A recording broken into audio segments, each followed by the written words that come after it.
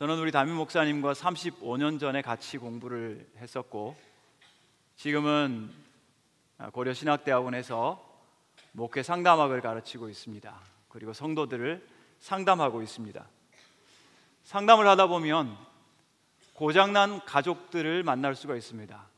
다른 말로 엮이는 가족이라고 이야기를 합니다. 엮이는 가족의 특징은 가족 구성원들이 서로 직접 대화를 하는 대신 짐작을 하거나 아니면 누군가를 통해서 간접적으로 의사소통하는 모습을 볼 수가 있습니다. 그 이유는 간단합니다. 두렵기 때문입니다.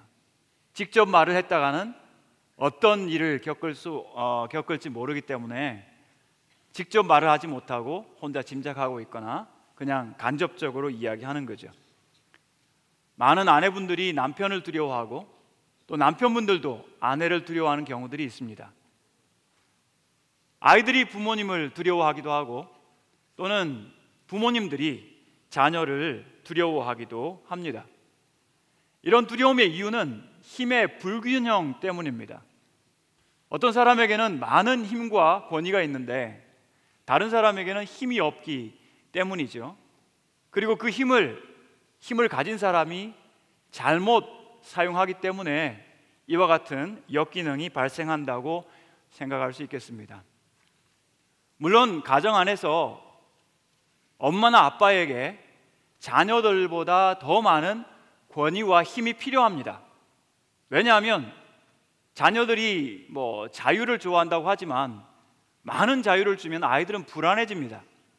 먼저 인생을 살았고 또 지혜를 가지고 있는 엄마나 아빠가 힘과 권위를 가지고 자녀들을 지켜주고 동행해주고 보호해줄 때 아이들은 건강하게 자랄 수 있기 때문에 자녀들에게 힘과 권위를 가진, 좋은 힘과 권위를 가진 부모는 반드시 필요한 존재라고 할 수 있습니다.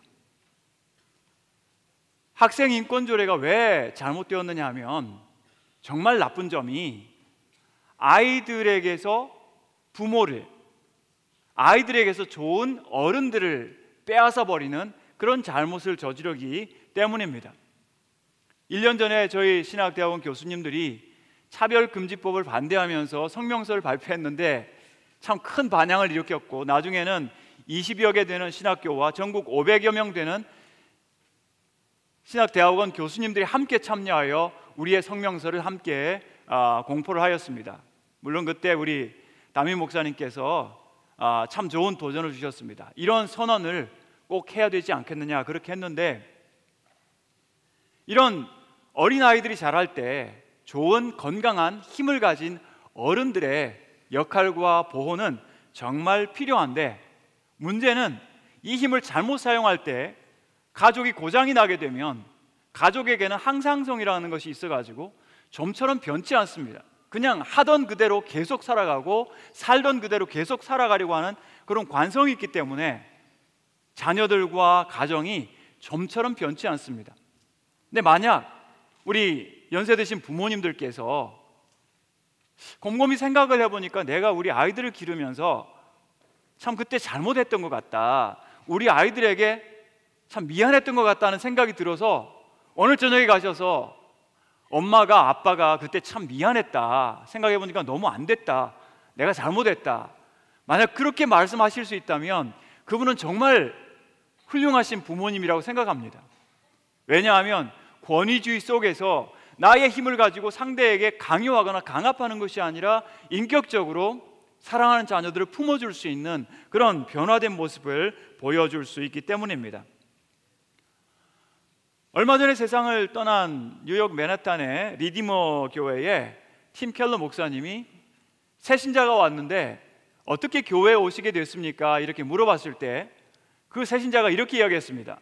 이 사람이 큰 회사의 신입사원이었는데 신입사원으로서 일을 열심히 하긴 했는데 잘 몰라서 큰 실수를 저질렀습니다. 회사에 큰 손해를 끼치게 되었죠. 그때 같은 부서에 있는 상사, 그 회사에서 인정받는 자기의 그 상사가 이 사람의 실수를 보고 이것은 저의 잘못입니다, 이건 제가 이 사람을 제대로 가르쳐 주지 못했기 때문에 이 사람이 이런 실수를 하게 되었고 회사가 손해를 입게 되었습니다. 이것은 저의 책임입니다. 이렇게 말을 한 거예요. 이 모습을 보고 이 사람이 충격을 받았습니다. 왜냐하면 보통 회사나 어디에서나 높은 사람들은 공을 자기가 차지하고 과실은 부하들에게 떠미는 법인데 이 사람은 거꾸로 하고 있는 거죠. 이것은 도저히 인간에게서 나올 수 있는 것이 아니다 라고 생각을 하고 그 비결을 물었습니다. 어떻게 저한테 그렇게 하실 수 있었습니까? 그때 그 사람이 대답하기를 저는 교회 다니는 크리스찬입니다. 이렇게 대답을 한 거죠. 오늘 우리가 크리스찬으로 살아간다고 하는 것은 단순히 예수 믿고 천국 간다는 것뿐만 아니라 우리 가족 안에서 모든 인간관계 안에서 나에게 주어진 힘과 권위를 어떻게 사용할 것인가 하는 것과 긴밀하게 연결되어 있습니다. 오늘 말씀 본문을 보시면 야곱의 아들들이 자기 아버지 야곱이 죽은 것을 보고 벌벌 떨면서 두려워하고 있습니다. 왜냐하면 자기들이 학대하고 팔아버렸던 요셉이 지금 애굽의 제2인자죠. 총리인데 자기들은 아무런 힘이 없는, 그래서 자신들이 저지른 잘못을 이 요셉이 보복을 하면 어떡하지? 말씀드린 것처럼 엮이는 가정의 특징이 뭐냐면 짐작하는 겁니다. 서로 그냥 짐작하면서 어떡하지? 두려워하고 있는 거죠. 그때 강력한 힘을 가지고 있었던 요셉이 복수와 공포심을 일으키면서 내가 어떤 사람인지 알아? 이것을 보여주는 것이 아니라, 자기 영향력을 과시하는 것이 아니라 21절 말씀 보니까 당신들은 두려워하지 마소서, 내가 당신들과 당신들의 자녀를 기르리이다 하고 그들을 간곡한 말로 위로하였더라. 간곡한 말은 마음에 와닿는 진실하고 따뜻한 말입니다. 어떻게 요셉이 엄청난 힘과 권력을 가지고 있음에도 불구하고 자신에게 잘못을 저질렀던 형들에게 보복하지 않고 그 형들에게 이렇게 따뜻하게 말할 수 있을까요? 그것은 그가 하나님의 사람이었기 때문입니다. 그 속에 하나님이 계셨기 때문이고 하나님으로 말미암아 거듭난 새 사람이 되었기 때문입니다. 누군가의 말씀처럼 오늘 우리가 크리스찬으로서 이 땅에 살아가기 위해서는 여러분 호감 주는 사람 아니라 새 사람 되시기를 축복합니다. 예수께서 우리의 주인 되시면 우리가 왕이 아니라 예수께서 왕이 되시고 하나님이 우리의 주권자 되시기 때문에 그분이 기뻐하시는 일을 우리가 순종하며 따라갈 수 있기 때문입니다.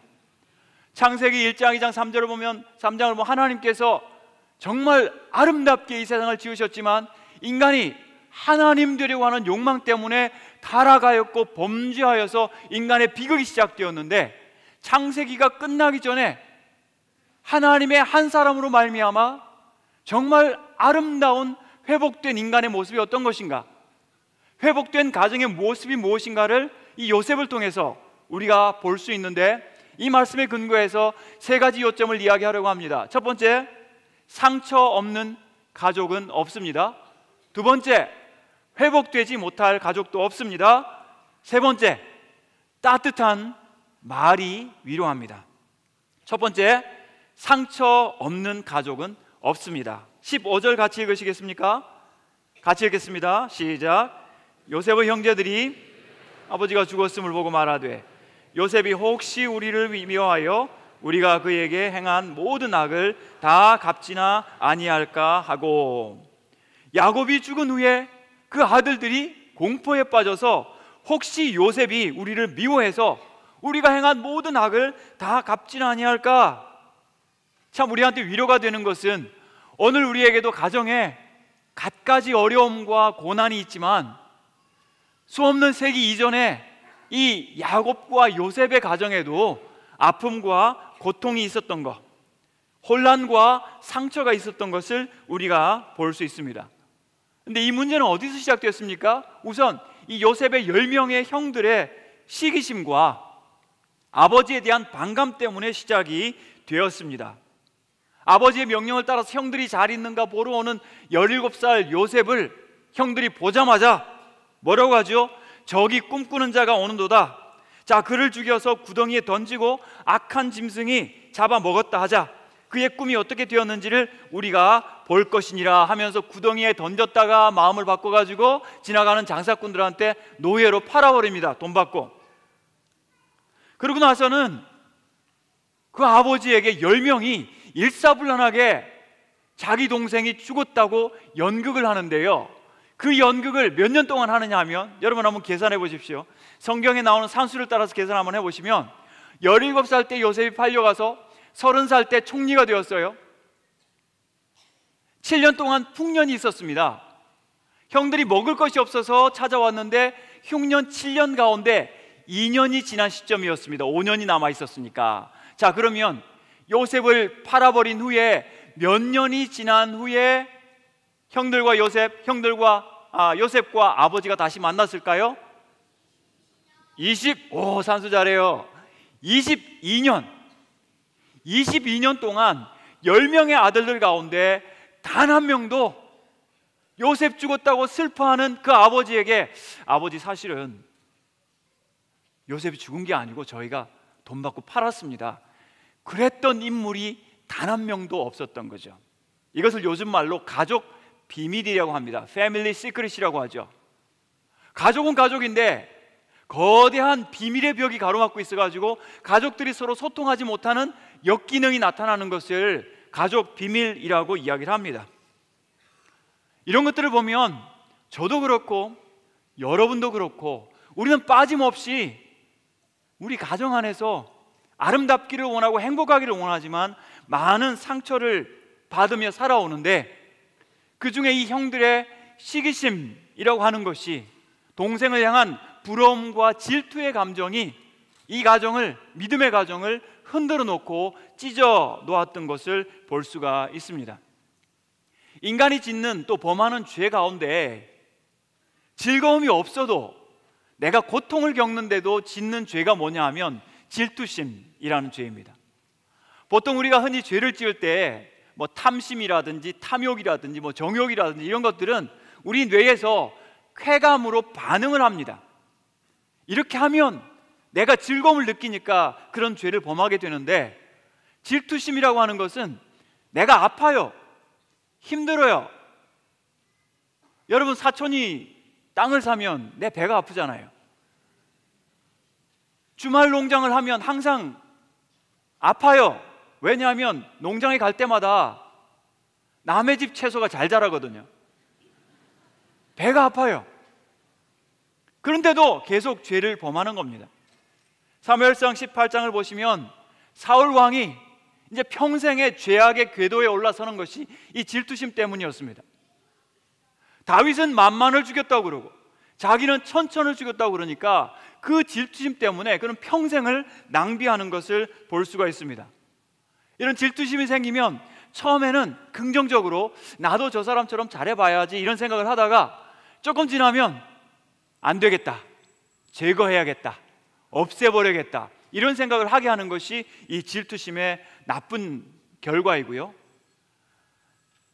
마가복음 15장을 보시면은 총독 빌라도가 대제사장들이 시기로 예수를 넘겨준 줄 알미러라, 이렇게 이야기하겠습니다.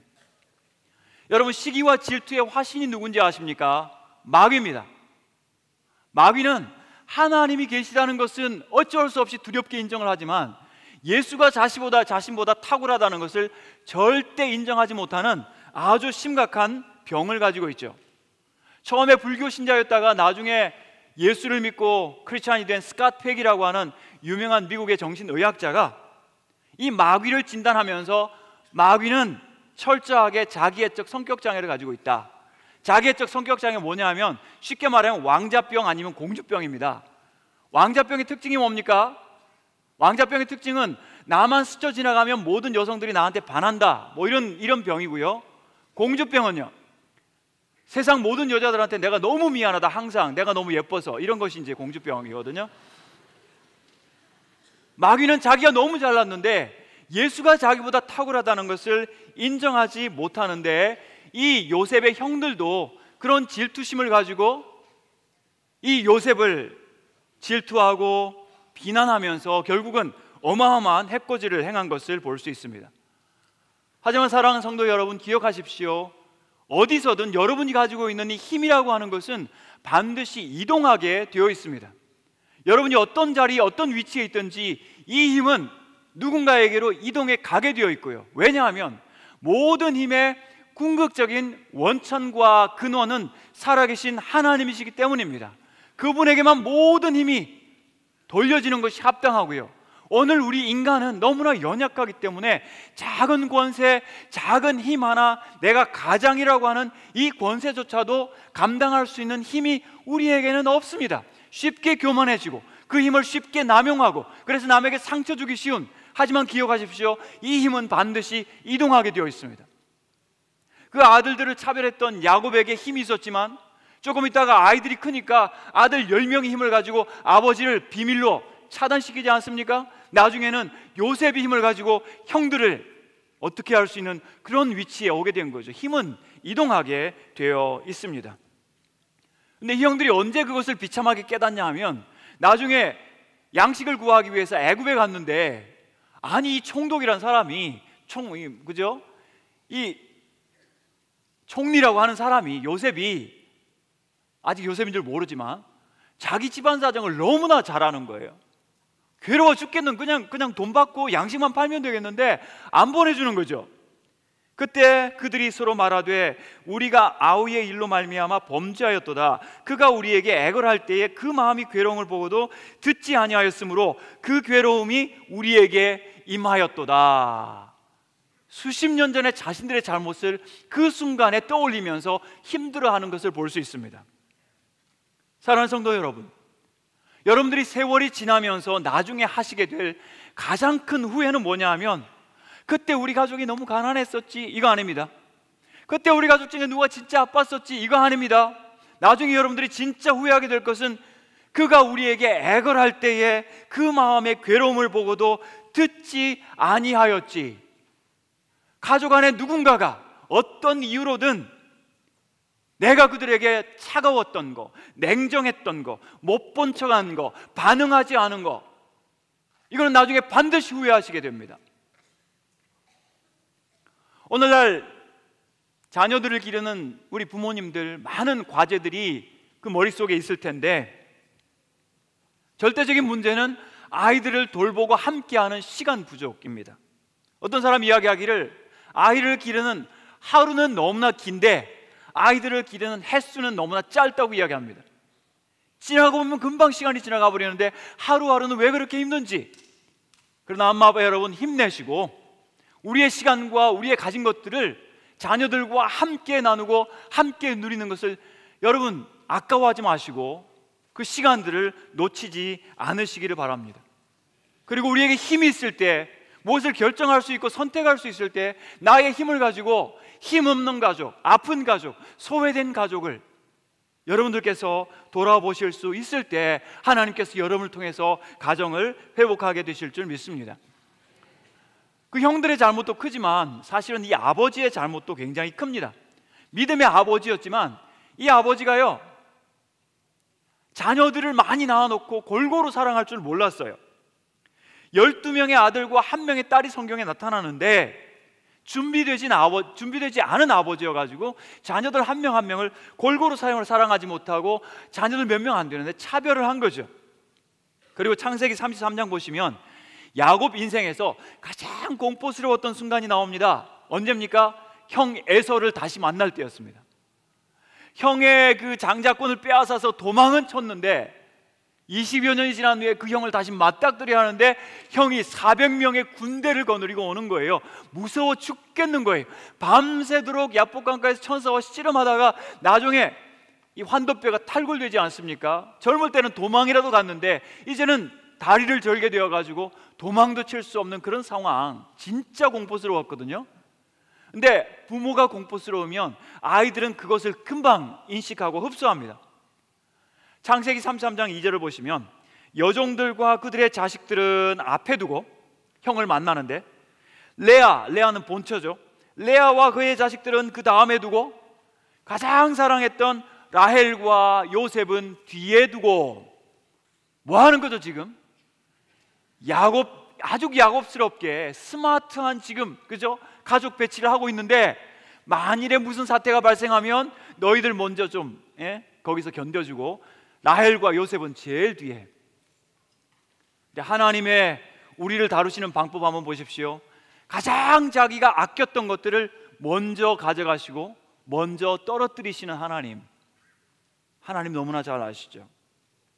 이렇게 자녀들을 편애할 때, 그래서 37장 가서 보시면 요셉은 노년에 얻은 아들이므로 이스라엘이 여러 아들들보다 그를 더 사랑함으로 그를 위하여 채색 옷을 지었더니 그의 형들이 아버지가 형들보다 그를 더 사랑함을 보고 그를 미워하여 그에게 편안하게 말할 수 없었더라. 사랑하는 성도 여러분, 가정 안에서도 편애가 있습니다. 편애가 있을 때 아이들은 심각하게 상처를 받습니다.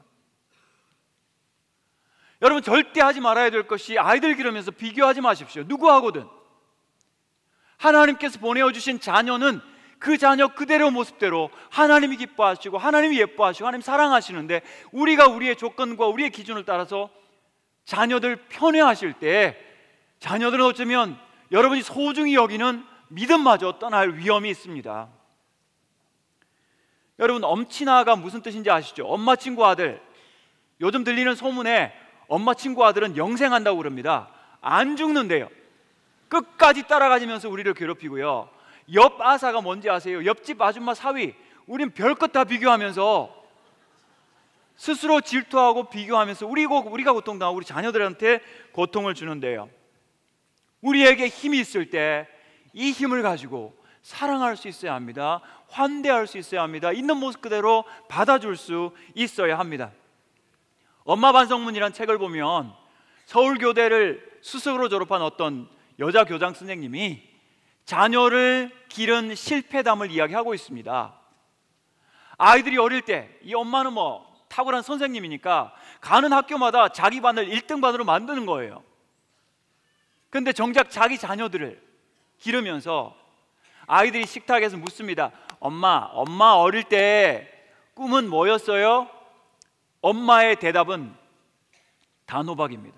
그냥 단번에 꿈 같은 거 필요 없어. 성적만 잘 받으면 못 갈 대학이 없어.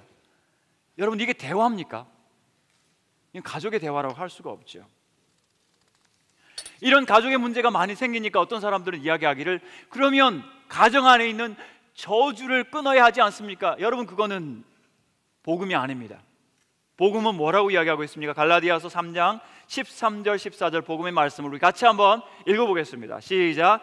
그리스도께서 우리를 위하여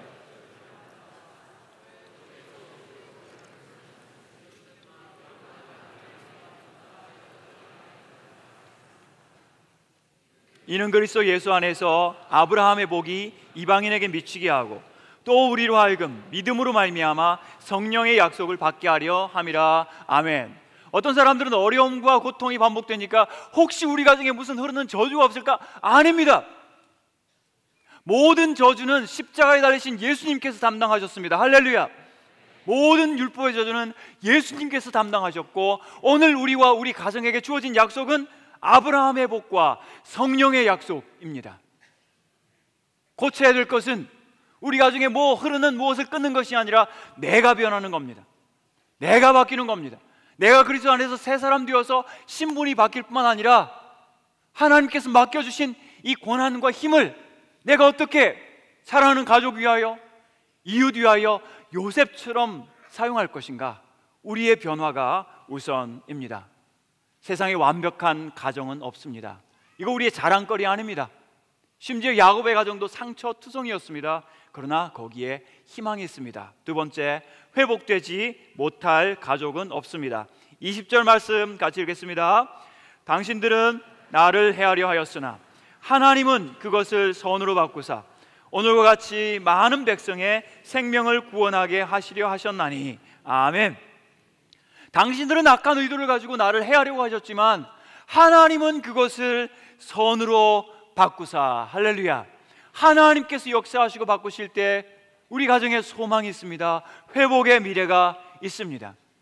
저 같은 상담자들이 추구하는 건강한 가정의 모습은 가족들이 막힘없이 서로가 모두가 직접 대화할 수 있는 이런 소통이 있는 가정, 그리고 분화라고 하는 것은 서로의 짐을 대신 져주고 존중하되 나 자신을 잘 보호하는 이런 것을 분화라고 이야기도 하기도 하고, 그 다음에 가족들 안에서 폭언이나 폭력 이런 것들을 막아내는 것을 상담의 목표로 삼습니다.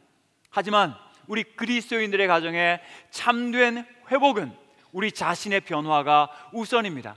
그래서 우리가 먼저 하나님 안에서 은혜를 입고 우리가 하나님의 자녀로서 분명한 확신을 가질 뿐만 아니라 가정 안에서 일하고 계시는 하나님의 일하심을 보는 것이 오늘 우리의 중요한 성장의 목표인데, 하나님께서 요셉을 통하여 그 가정에 이런 회복을 허락하여 주고 계시는 것을 볼 수 있습니다.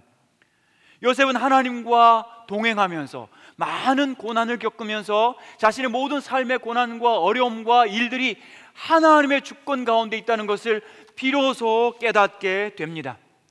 물론 하나님께서 오랫동안 침묵하셨습니다.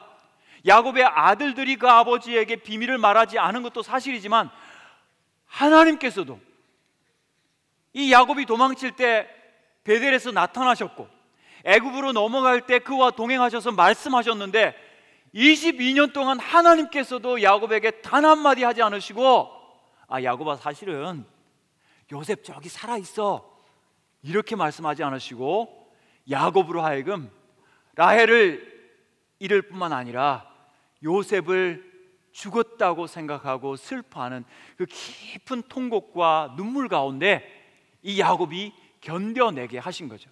옛날 문서를 보면 야곱의 통곡이라는 것이 있는데, 이런 통곡을 합니다. 야곱이 요셉을 생각하면서 찢어진 피 묻은 그 옷을 보면서, 네가 집에서 아팠더라면 내가 온갖 약을 의사를 동원해서 너를 치료했을 것이고, 내 품에서 죽었더라면 어느 절차 하나 빠뜨리지 않고 내가 너를 장사 지내 주었을 것인데, 내가 진짜 슬퍼하는 것은 장사 지낼 너의 시신이 없다는 것이다. 이런 통곡을 하거든요. 그 통곡과 아픔, 자녀 이런 통곡을 하나님께서 20년 넘게 침묵 가운데 지켜보고 계셨다는 거예요. 오늘 예수를 믿는 우리에게 답답함은, 왜 하나님 살아계신데 나의 가정에, 우리 가정에 이런 시련과 고난과 아픔이 계속되게 하십니까? 하나님 어디 계십니까? 이런 질문을 하는데, 하나님의 마음은 무엇인지 아십니까? 오늘 우리가 이런 시련과 고난과 고통이 아니면 우리는 우리 힘으로 저절로 겸손해지지 않습니다. 하나님을 의지하지 않습니다. 내 힘과 능력을 의지하죠. 내 가진 것 자랑하죠. 아픔과 고난이 아니면 낮아지지 않고 겸손해지지 않기 때문에 하나님은 야곱에게도, 오늘 우리에게도 이와 같은 침묵을 하시는 시간들을 보내시는데요, 이 침묵을 통하여 하나님께서 야곱을 바꾸셨습니다. 하나님께서는 오늘 고난과 어려움과 도전들을 통해서 우리와 우리 가족들을 바꾸기를 원하십니다. 하나님께서 야곱에게 자신이 아니라, 자신의 지혜와 전략이 아니라 하나님을, 하나님만 의지하기를 바라는 사람으로 바꾸기를 원하셨던 것처럼, 오늘 우리도 하나님을 의지하는 사람이 아니라 하나님만 의지하는 사람으로 바꾸어 가기를 원하신다는 사실을 믿으시기를 여러분 축복드립니다. 그런 의미에서 우리는 영적인 중산층 의식을 회개해야 합니다. 내 능력으로 내가 열심히 일해서 내가 이 정도 살 수 있고 이 좋은 교회 다니고 있으니까 나는 부족함이 없어, 이거 우리 크리스찬들의 태도 아닙니다. 주님 앞에 나올 때, 주님 앞에 엎드릴 때마다 하나님 죄인입니다. 하나님 저에게 소망이 없습니다. 나에게 자원이 없습니다. 하나님 나를 불쌍히 여겨주십시오. 주님의 자비만이 나를 숨쉴 수 있게 하십니다. 주님 자비 의지하시는 여러분 되시기 바랍니다. 여러분 가족이 몇 분인지 알 수 없지만, 혼자 계시는 분도 계시겠지만, 이 가족, 이 가정 여러분 힘으로 안 됩니다. 주님 힘 의지하셔야 됩니다. 주님께서 붙으셔야 이 가정이 온전하게 세워질 수 있습니다. 그것 깨닫게 하기 위하여 하나님께서는 야곱에게 수없이 많은 시련과 상실을 경험하게 하신 거죠. 사랑하는 가장 여러분, 가정을 세우시느라고 정말 고생 많으셨지요? 수고 많으셨습니다. 이 야곱의 이야기처럼 험악한 세월을 살아오기도 하셨을 것입니다. 하지만 지금도 하나님께서 여러분에게 바라는 관심은 여러분의 재산의 변화가 아니라 여러분 자신의 변화입니다. 우리 자신이 먼저 변해야 되는 거죠. 야곱이 진짜 젊었을 때 사랑했던 사람이 라헬 아니었습니까? 라헬을 아내로 얻기 위하여, 이 아름다운 아내를 자기 사람으로 만들기 위하여 7년을 봉사를 했는데, 얼마나 사랑했으면 7년을 수일처럼 여겼다고 그랬습니다. 기가 막힌 사랑이죠. 이런 사랑이 있겠습니까? 그런데 역사가 바뀝니다. 창세기 29장 25절, 야곱이 결혼식하고 나서 야곱이 아침에 보니 레아라. 기가 막힌 일이죠. 야곱이 아마 당장 가서 삼촌한테 따졌을 것입니다. 아니, 삼촌 어떻게 나를 이렇게 속일 수 있습니까? 삼촌은 점잖게 이야기했습니다. 언니보다 아우를 먼저 주는 것이 우리 지방의 관습이 아니니라. 레아한테도 따졌겠죠. 아니, 당신은 어떻게 캄캄한 밤에 아버지와 한편이 되어가지고 나를 이렇게 속일 수가 있어? 이건 성경에 안 나옵니다. 레아가 이렇게 대답했을 것 같습니다. 아버지와 저는 캄캄한 밤에 당신을 속였지만 당신은 백주대낮에 눈먼 아버지 속이고 장자권을 가로채지 않았나요? 여러분, 결혼은 이런 겁니다. 결혼이라고 하는 것은 자신의 가장 처절한 모습을 대면할 준비가 된 사람들이 하는 아주 존경스러운 일입니다. 그리고 결혼한 후에 발견하는 배우자의 단점은 누구의 책임이다? 발견하는 사람 책임이다. 꼭 기억하십시오.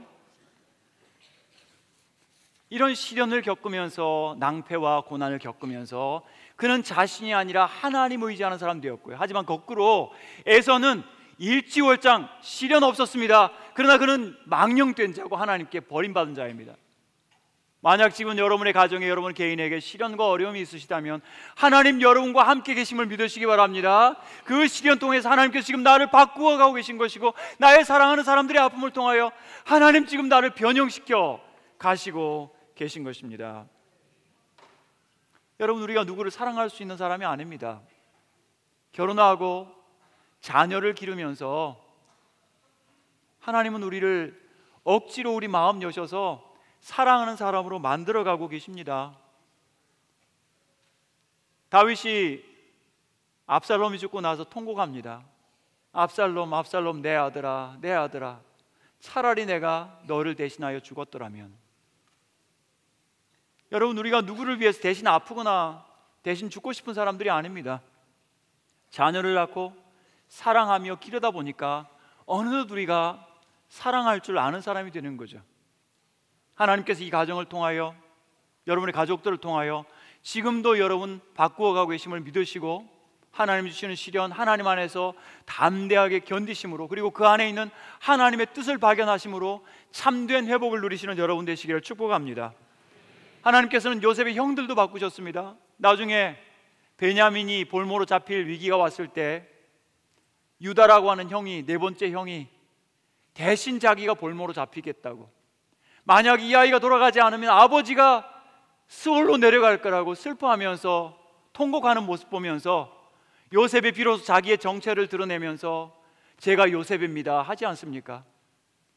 우리 모두를 위해서 대신 십자가에서 죽으시면서 모든 형제들을 구원하신 예수 그리스도가 유다 자손인 것을 우리가 기억한다면 그것이 결코 우연이 아니라는 것을 알 수 있습니다.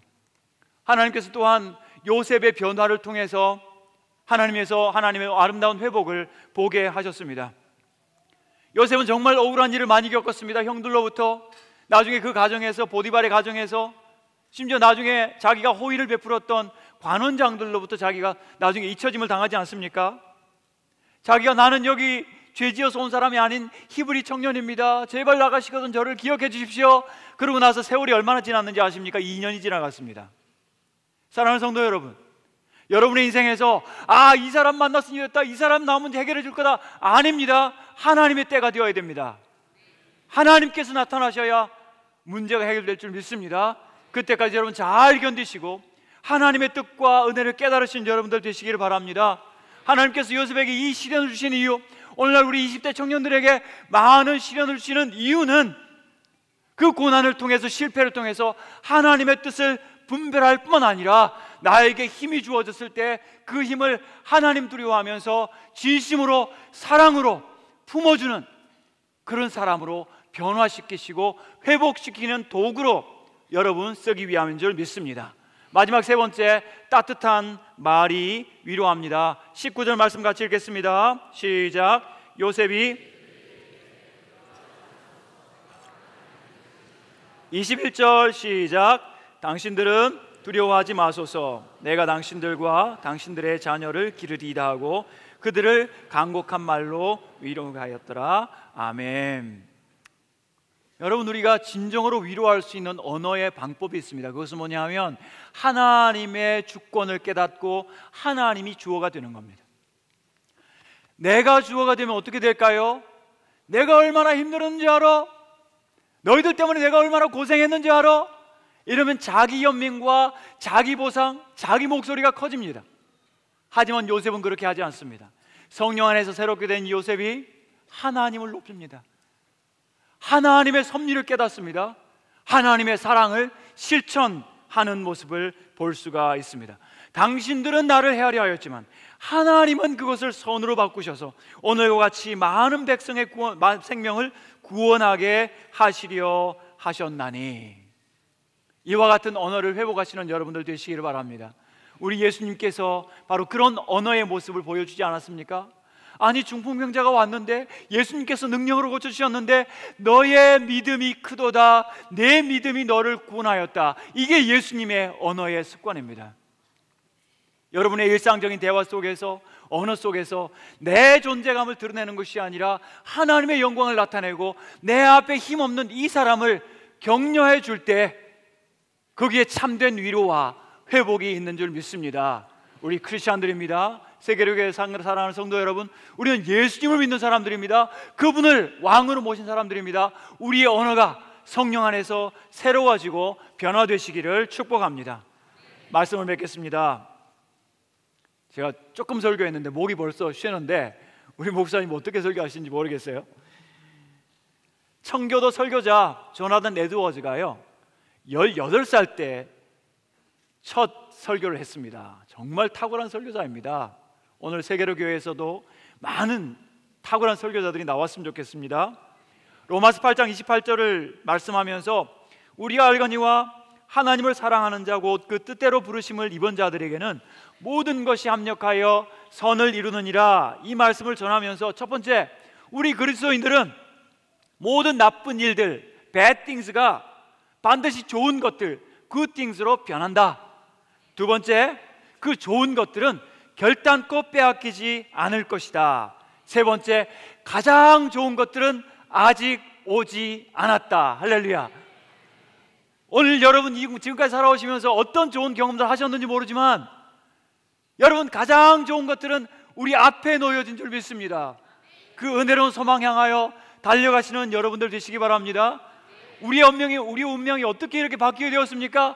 예수 그리스도 때문입니다. 요셉보다 탁월하신 예수 그리스도. 요셉은 자신에게 주어진 고난을 은혜 가운데서 잘 관리해서 화목과 회복을 이루었지만 예수님께서는 하늘 보자 가장 큰 권세를 내려놓으시고 버리시고 우리를 위하여 죽기까지 복종하셔서 우리의 구주가 되시고 그리고 하늘에 큰 하나님의 가족을 이루신 줄 믿습니다. 그 예수님 붙드시고 기억하시면서 오늘 말씀, 상처 없는 가족은 없습니다. 그러나 하나님 은혜로 회복되지 못할 가족은 없습니다. 그리고 따뜻한 말이 위로합니다. 주님 안에서 참된 변화와 은혜를 누리시는 세계로교회 모든 성도들 되시기를 주의 이름으로 축복합니다. 우리 함께 이 시간 찬양할 때 찬양팀과 함께 은혜 찬양하겠습니다. 내가 걸어왔던 모든 순간이 당연한 것 아니라 은혜였습니다. 모든 것이 은혜이고 지금도 그 은혜가 우리와 우리 가정에 충만하게 임하시기를 주의 이름으로 축복합니다.